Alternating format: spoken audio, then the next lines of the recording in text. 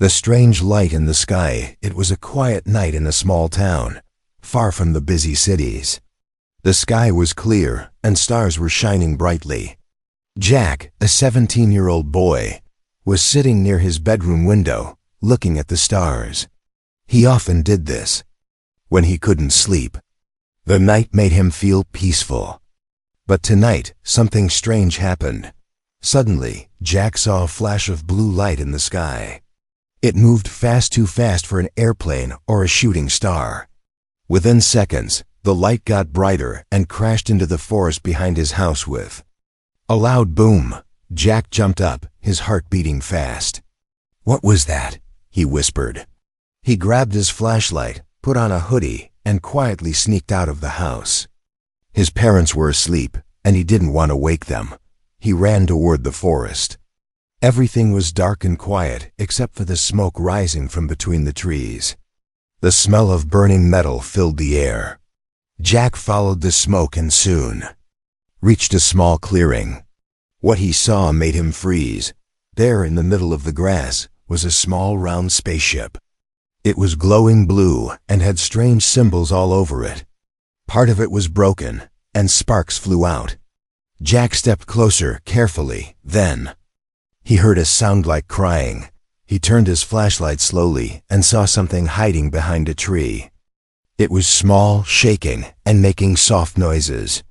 Jack moved closer, and his eyes widened in shock. It was a boy. But not a normal boy. He had pale, silver-blue skin and large black eyes. His head was slightly bigger than a human's, and his fingers were long and thin. He looked like he was around 10 years old.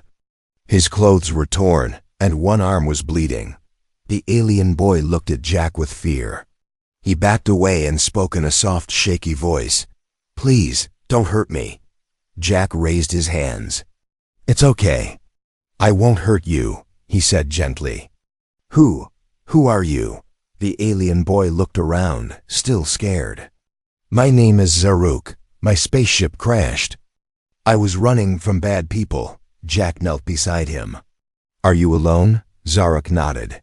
Then tears filled his eyes. "My mom. They took her. She tried to protect me. They took her to sell her as a slave." Jack stared at him. What are you talking about?" Zaruk touched a small device on his chest, but it was broken. "We escaped from a slave ship. My mom helped me run away, but I couldn't save her. I'm just a kid. Please help me. I don't know what to do." Jack didn't know what to say. He looked at the broken ship, then at Zaruk. Was this real? Was this really happening? I don't understand," Jack said slowly. "Who took your mom and why?" "Space pirates," Zaruk said.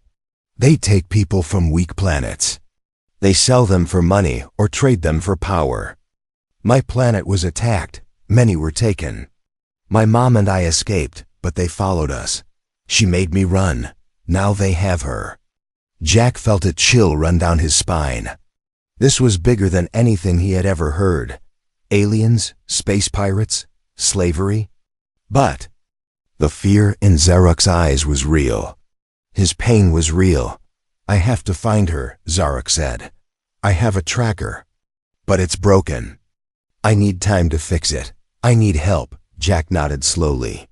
"Okay, you can come with me, but we have to be careful. If anyone sees you, they won't understand." Zaruk looked at him with hope. "You will help me?" Jack gave a small smile. "Yeah, I'll help you." But before they could move, a strange sound came from the trees. It was a low hum, like a machine. Zaruk's face turned pale. "They're coming. They followed the crash. We have to go, now." Jack grabbed Zaruk's hand. "Come on this way." They ran through the trees, branches hitting their faces, footsteps loud on the forest floor. Behind them, something moved, something not human. Jack didn't look back. He held the alien boy's hand tight and ran as fast as he could. When they finally reached Jack's house, both were breathing hard. Jack helped Zaruk climb through the window into his room. "You can hide here," Jack said. "No one will find you." Zarok sat on the floor, hugging his knees. Thank you. Jack locked the window and looked out. The forest was dark again. But he knew something was still out there. And this was just the beginning. The night was no longer quiet. Jack couldn't sleep. He kept looking at the alien boy sitting in the corner of his room, wrapped in a blanket. Zarok's silver-blue skin glowed softly under the moonlight coming through the window. His black eyes stared at nothing, lost in thoughts far beyond Earth. Jack whispered, "Are you okay?" Zarok didn't answer. He just touched the small, broken device on his chest and said, "She's still out there." Jack sat down across from him. "Your mom," Zarok nodded. "She's alive, I feel her." Before Jack could respond, a strange hum filled the room. Lights flickered. His computer screen turned on by itself, even though it wasn't plugged in. What the? Jack stood up fast. Suddenly, a bright beam of light shot out from the broken device on Zarok's chest. It floated in the air and began to show something, like a hologram made of stars. Tiny planets and glowing galaxies spun around them. Then, a figure appeared, a woman with silver skin like Zarok's. She was inside a dark metal cage, bruised and chained. She looked weak, but her eyes were full of fire. Zarok gasped. "It's her. It's a memory. Or maybe a message." The woman in the image spoke in a shaky voice. "Zarok, if you see this, they took me to the red sector. The mines, the cages. Don't come for me. It's too dangerous. Hide. Stay alive." Then the hologram blinked. A second figure appeared. He was tall, wearing black armor with red symbols. His face was hidden behind a mask. He held a glowing weapon in one hand and spoke with a voice that made Jack's skin crawl.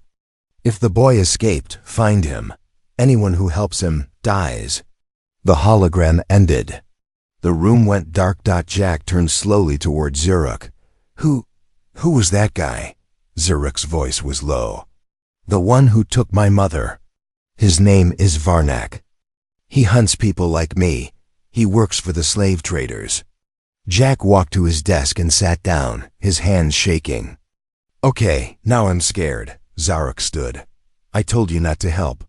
Now he knows. He always finds people, even across the stars. Jack looked at him. "Then we don't hide. We find him first." Zarok blinked. "But how?" Jack took a deep breath. "I know someone who can fix broken tech. She's good with weird machines. We show her your tracker. Maybe she can help us find your mom." Before they could say more, Jack's phone lit up. "Unknown number. You shouldn't have brought him home." Jack stared. What the hell? Another message came in. "We're watching. Return the alien or suffer." Zarok looked at the phone, then at Jack. "They're close." Jack locked his window and pulled the curtain. "We have to leave." Now, scene change. Mia's garage. Midnight Mia was Jack's best friend. She was smart, fearless, and never asked too many questions. Her garage was full of wires, robots, old computers, and machines she had built from junk. When Jack knocked on her door, she opened it with a screwdriver in hand. "It's midnight. This better be crazy." Jack pulled Zarok forward. "Okay. Then get ready." Mia's eyes widened. "Whoa, is this cosplay?" "Wait, his eyes. Are those real?" Zarok spoke softly. "Hello, my name is Zarok. I'm not from your world." Mia blinked. "Okay, that's new." They explained everything.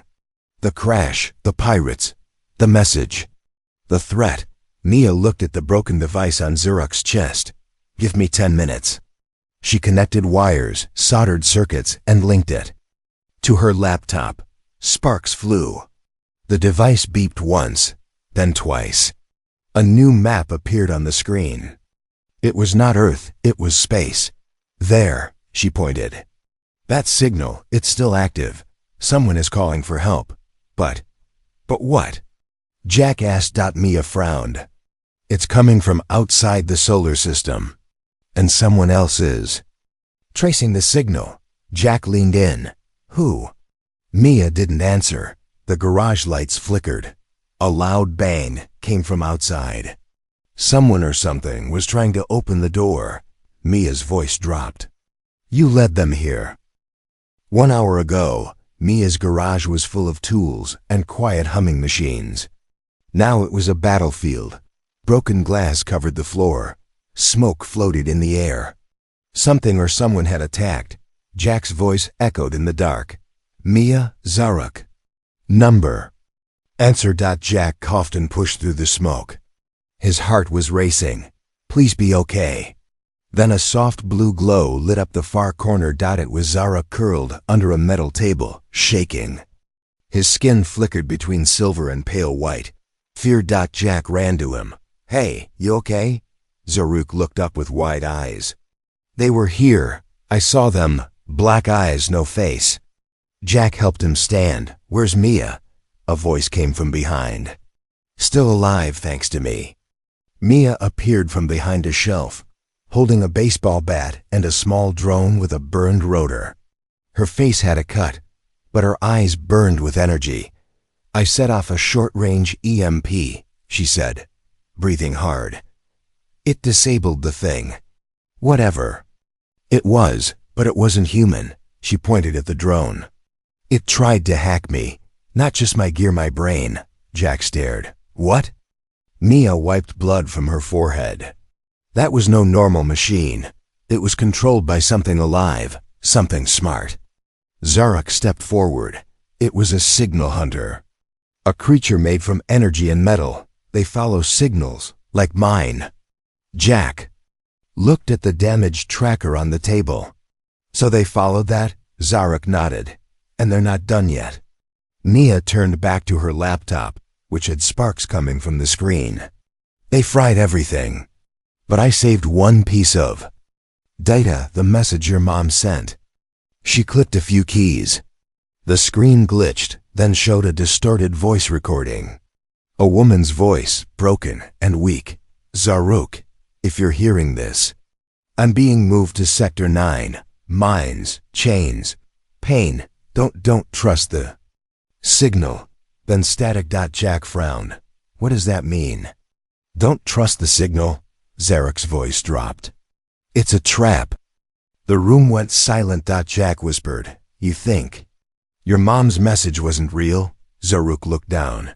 Part of it was. But not all. She would never say, don't come. She must have been forced to say it. Or someone changed her voice. Mia turned. That's possible. If these creatures can hijack machines, they can hijack messages too. Meaning someone wants you to think she's alive, to lure you in. Jack sat down. But what if she is alive? Zaruk stepped forward. Then we need someone who can break the code and trace the real signal. Someone better than a normal hacker. Mia smirked. I know a guy. Scene change. The abandoned subway to 3:03 a.m. Mia led them through dark tunnels beneath the city. The smell of rust and oil filled the air. Water dripped from the ceiling. They reached a metal door covered in graffiti and wires. She knocked 3 times. Then once more, a small slot opened. A pair of eyes peeked out. You brought people? A voice said. They're not people, Mia replied. They're trouble. The door opened with a loud creak. Inside sat a strange man with metal implants across his head and fingers like cables. His name was Echo. He was once a top-level hacker for the government. Now he lived underground, hiding from those he betrayed. Why should I help you? Echo asked. Zaruk stepped forward. Because the slavers who took my mom will come for you too. Echo raised an eyebrow. An alien child? You're not lying, are you? Zaruk's eyes flickered. Do I look like I have time to lie? Echo sighed and pulled the broken tracker toward him. Let's see what secrets you're hiding, little 1. He connected it to an old screen. Data streamed across. Echo frowned. This is encrypted in layers, organic code mixed with alien math. But there's something buried deep. He typed fast, eyes wide. Wait, this isn't a tracker. Jack leaned in. What is it? Echo looked at them slowly. It's a beacon. Mia narrowed her eyes. A beacon for what? Echo whispered. For war. The screen showed coordinates not for one ship, but hundreds. It was a fleet. A slaver army moving through systems, stealing people, harvesting energy. And Xerox.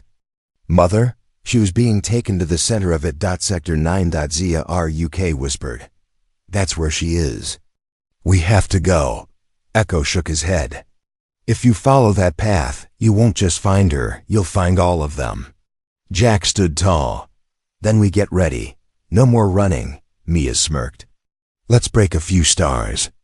It began with a whisper. At first, Jack thought it was just the wind. But when he turned, he saw the dust rise and headlights glowing in the dark. 3 black SUVs stood parked at the top of the old subway exit, engines humming. No license plates, no sound. Just presence.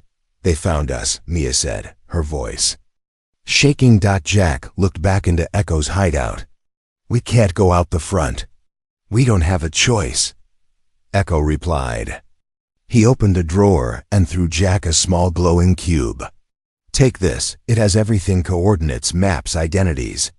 Everything the slavers want to hide. Jack caught it. What about you? Echo's face was calm.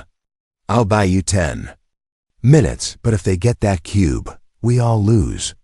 Xerox reached out. Thank you. Echo gave a nod. Tell your mother.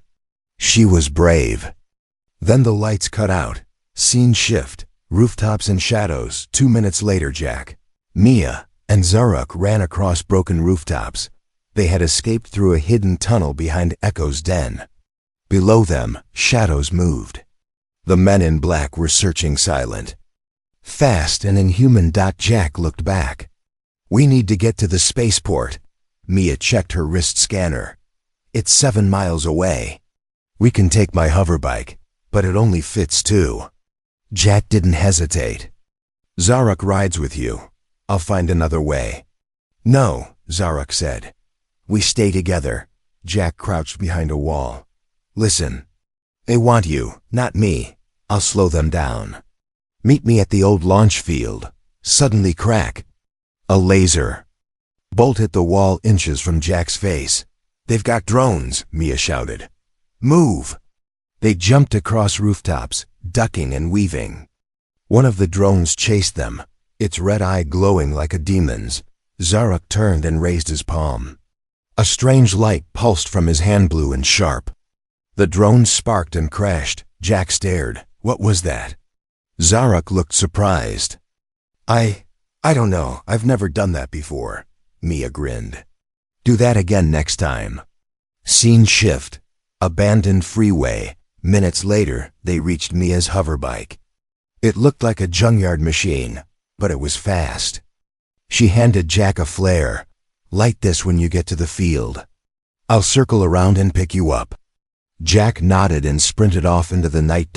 As Mia and Xerox sped into the dark, a black SUV peeled out behind them, tires screeching, engine roaring. The chase had begun. Scene shift.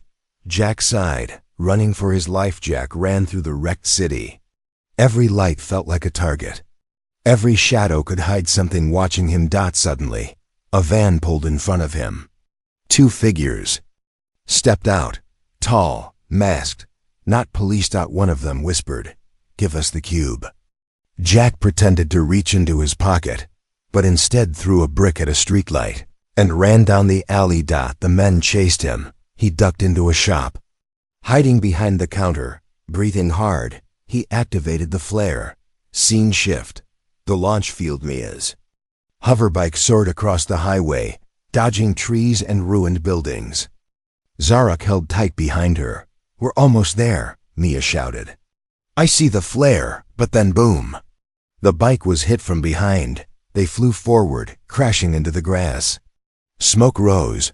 A masked figure stepped out of the SUV. He held a dark staff. Surrender the alien. Xerox stood up, bruised, but his eyes glowing. No. The figure raised his staff, but Jack tackled him from behind, knocking the weapon away. They fought in the dirt, fists flying. Jack wasn't stronger, but he was desperate. Suddenly, a new sound filled the sky. A rumble. A roar. A shadow blocking the stars. A spaceship not large. Old. Rusted. But still working. Zarok smiled weakly. My escape pod. It followed my signal. Mia dragged the cube from her bag and plugged it into the pod. The door opened. Everyone in. She yelled, Jack, Mia. And Zarok jumped in just as another blast hit the ground behind them. The pod rose fast. Flames spinning from below. Through the small window, they saw the men in black watching. Waiting. They weren't defeated. Just delayed. Final. Scene. Orbit. Inside the pod, Jack wiped blood from his lip. Where does this thing go? Zarok touched the glowing map. Toward the red sector. Toward her. Mia looked at Jack. You still in?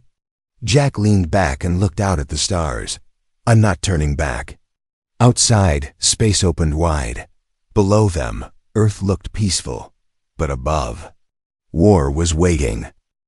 There's no sound in space, but inside the escape pod, there was fear. Jack floated weightless, strapped into a seat that shook with every glitch. Sparks flew from a control panel. The stars outside the window didn't twinkle. They just stared. Back cold, endless. Mia hit the side of the screen. It's not responding. I think we're drifting. Drifting where? Jack asked. Zaruk looked at the glowing star map. Off course. We missed the wormhole to Sector 9. Jack frowned. So, where are we? Zaruk didn't answer. Scene shift. 13 hours. Later, deep space silence. The pod floated through a dark part of space where no human satellite had ever gone. Food was low. Oxygen was dropping. But that wasn't the worst part. The worst part was the whispers. At first, Jack thought he was dreaming. A soft voice in his head calling his name. Not loud, not scary, almost kind. Jack, Jack, he sat up. Did one of you say something? Mia looked over from the pilot seat. No, we're all tired. Rest. But Zarok's eyes were wide. You heard it too, he whispered. Didn't you? Jack nodded slowly. It sounded like my mom. Zarok floated closer to glass. This part of space. It's called the minefield. A dead zone. Long ago, a psychic race lived here. They're gone now. But their thoughts still echo. It shows you what you miss, what you fear. Jack stood. So it's not real? Zarok's voice was soft. It feels real. That's the danger. Scene shift. Hours later, one by one Jack dreamed of Earth, his house, his parents laughing. His room, but something was wrong. In the dream, no one could see him. He screamed, but no one heard. He woke up gasping. Mia dreamed too. Of her brother. He disappeared when she was a kid. She saw him now smiling, reaching out. Zarok didn't sleep. He watched them both, afraid of what the minefield would show him. Afraid it would use his mother's voice again. Suddenly, an alarm. Beep. The screen showed a blinking dot. Another ship? Mia asked, wiping her eyes. Jack looked. No, it's a station. But it's not on any map. They floated closer. Scene shift.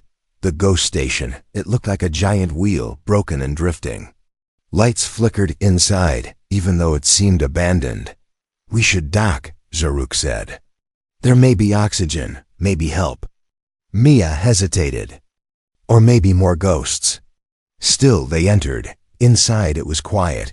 Dust floated in the air like snow. Signs were written in an unknown alien language. Strange symbols glowed on the walls. Then footsteps. Jack spun around. Did you hear that? A tall figure stepped out from the shadows. It was not human. Skin like melted gold. Eyes soft but unreadable. I've been waiting, the creature said. You brought the beacon. Zarok stepped forward. Do you know my mother? The creature nodded. Yes, she passed through here. She searched for a way to break the chains of the red sector. She left something behind, for you. He reached into a panel and pulled out a small sphere. It lit up with blue fire. Jack asked, "What is that?" The creature whispered, "A key. But you can only use it when the time is right." Mia narrowed her eyes. "Why help us?" The golden figure looked sad. "Because once, I was like you. I tried to fight them. And lost everything. But maybe you will succeed." The lights in the station began to dim. "You must go now," the figure said. "They've followed your signal here." "Wait," Jack said. "What's your name?" The figure smiled softly. "Names don't matter where I'm going." Then he faded, literally disappeared into golden dust. Zarek clutched the sphere. "We're not alone in this fight." Back in the pod, leaving the station, they escaped just as black ships entered the area. The pod rattled and groaned, but the new coordinates blinked on the screen. Sector 9, the real destination. Zarek looked at the key in his hand. "She was here. She left this for me. That means she's alive, and she's fighting." Jack put a hand on his shoulder. "Then let's go fight with her." As the pod entered warp speed, the stars around them bent into lines, and the real war waited ahead. They were falling, not crashing, but falling. Through fire, wind, and gravity. Jack gripped the seat as the pod rattled violently. Outside the window, a red and black planet came into view. It wasn't just big, it looked angry. Giant machines floated above its surface like vultures. Rivers of fire ran through cracked mountains. The sky was dark red. Zarek whispered, "This is it, Sector 9. Mia checked the scanner. "Too many heat signatures. This whole planet, it's a prison." "No," Zarek said. "It's a factory. Built on pain." Scene shift. The landing. Behind enemy walls, they landed on a rocky cliff far from the city. The air was thick. The wind carried screams. Mia handed everyone a small device. Cloaking chips. Short range. "We'll look like locals for a few hours if we don't talk too much." Zarek pressed his chip. His glowing skin faded to a dull gray. His large eyes shrank slightly. He looked almost human. Jack pulled a dusty scarf over his face. "So, what's the plan?" Zarek stared at the massive fortress ahead. Towers. Searchlights. A giant black gate sealed with red lasers. "My mother is inside. I can feel her." Scene shift. Slave market. Disguises in danger. They entered the outer city. It wasn't made of buildings. It was made of cages. Thousands of aliens lined the streets, wearing shock collars, chains, or worse. Some worked. Some begged. Some just stared with empty eyes. "God," Jack whispered. "They treat them like animals." A large alien guard pushed past him. "Move, slave scum." Mia grabbed Jack's arm. "Careful. Don't break cover." They followed the flow of slaves into a large dome. It was the auction floor. Voices echoed from speakers. "Lot 47. Strong arms, low brain. Good for mining." "Lot 51. Royal bloodline. Very rare. Starting at 10,000 credits." Jack's stomach turned. Then Zarek froze. His eyes locked on a small screen. It showed a woman. Collar, bruises, but alive. "Lot 56. Rebel scum. Caught trying to escape.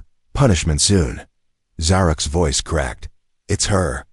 Scene shift. The back rooms. A desperate gamble. Mia whispered, "We need to break in. But this place is crawling with guards." Jack looked at the auction data. They keep the high-value prisoners in the central tower. Level 3. Zarek stepped forward. "I'll go alone." "No way," Jack said. "We're in this together." Zarek pulled something from his pocket, the golden sphere from the ghost station. It pulsed softly. "She gave me this for a reason. I think it's a key, maybe to her cell, maybe more." Suddenly, a loud alarm rang out. Everyone froze. A deep voice echoed across the speakers. Security alert. Beacon signal detected. Intruders. In disguise, find them, Mia cursed. They scanned us. Zarek's eyes glowed. Then we run now or never see her again. Scene shift. Inside the fortress. All or nothing, they sprinted through metal halls. Dodging guards, climbing wires, crawling under walls. Sirens wailed. Zar, UK led the way. The golden sphere glowed brighter with every step. It was guiding them. At last they reached a door marked with a symbol. A circle with a broken chain. Zar UK held the sphere up. Click. The door slid open. Inside was silence. Zarek stepped in. There, lying on the floor, was his mother. She looked weak, but her eyes opened. The moment she felt his presence. Zarek. She whispered. No, you shouldn't have come. He ran to her. I found you. We can go now. But she shook her head. You don't understand. The key, it's not just for me. It's for all of them. Scene shift. The truth revealed. A bigger Missian. Zarek's mother stood slowly. Her hands trembled, but her voice was strong. I planted the beacon inside this prison years ago. I built it in secret. It can shut down the power systems. Free every prisoner, but only if someone reaches the core. Jack's eyes widened. Where's the core? She pointed upward. At the very top of the tower, guarded by him. They all knew who she meant. VARNAK.ZARUK single quotes. S voice turned cold. Then we finish this, together. Suddenly, boom. The wall exploded. Guards stormed in. Behind them, VARNAK. 7 feet tall. Armor like obsidian. Eyes burning red. You came for her, he growled. Then you can die beside her, Mia shouted. Jack, run. But Jack didn't run. He looked at Zaruk. Zaruk looked at the golden key. And Varnak raised his weapon. The room shook with rage.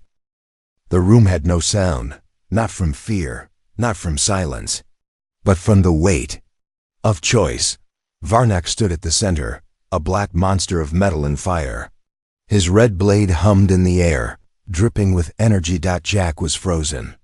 Zaruk clutched the glowing key, and his mother, though weak, stepped in front of them both. Run, she said. No, Zaruk replied. We finish this now. Scene shift. Chaos breaks out. Varnak attacked first, fast and brutal. His blade slashed down with thunder. Jack rolled, barely dodging. Sparks flew. Mia fired a stolen blaster from behind. The beam hit Varnak's armor, but did nothing. I've killed rebels stronger than you, Varnak growled. You're just a child. Zarek's eyes turned white. The golden sphere floated above his hand and exploded with light. A shockwave pushed Varnak backward. Jack pulled Zarek's mother toward the hallway. We have to get her out. Zarek stood firm. No, I need to reach the core. It's the only way to shut this place down. Scene shift. Racing toward the core, they ran, through blast doors, up metal stairs. Over fallen guards and prisoners who watched with silent hope. Jack carried the beacon. Mia guarded their back. Zarek's mother guided them. The control room is ahead, but Varnak won't stop. Behind them. Heavy footsteps. He was coming. Scene shift. The core room, final choice. The chamber was huge. Floating in the center. The power core, glowing, humming, pulsing like a heart. This powers everything, Zarek's mother said. The gates, the collars, the chains. Zaruk floated the golden key toward it. Lights flickered. Alarms screamed. Once you use the key, she warned, there's no turning back. Zaruk looked at Jack. Jack nodded. Do it. But the door exploded open. Varnak entered, burning, broken, but alive. No. He roared, raising his blade. He threw a spear of red energy straight at Zaruk. Jack jumped in front of it. It hit him. Scene shift. Time slows. Everything went quiet. Jack fell to the ground. Zarek screamed. Jack! Mia fired every weapon she had. Zarek's mother tried to shield him, but it was Zarek who finally stepped forward. Tears in his eyes, rage in his heart, light in his hands. You hurt my mother, you hurt my friend. You won't hurt anyone again. The key glowed brighter than a star. Zarek threw it into the core. Scene, shift, the collapse. The entire fortress shook. Chains shattered. Gates fell. Every collar powered down. All across the planet, thousands of prisoners looked up. Free. Outside, slaver ships lost control. Machines crashed. Skies opened. And Varnock? He charged Zarek one last time, but Zarek didn't run. He opened his hands, and the light from the core swallowed them both. Scene, shift, quiet after the storm dust settled. Lights dimmed. The fortress was no more. Mia crawled toward Jack. His body was burned, but breathing. Zarek lay in the rubble. His mother held him, crying. You did it, she whispered. You saved us all. Zarek looked up. Is Jack okay? Jack opened one eye and smiled. You owe me so many snacks. They all laughed through tears. 1 week later, Earth. The stars looked different now. Zarek and his mother stood by their small ship, ready to leave. Jack and Mia watched. You sure you don't want to stay? Jack asked. Zarek smiled. Your world is kind, but there are others still in chains. We have work to do.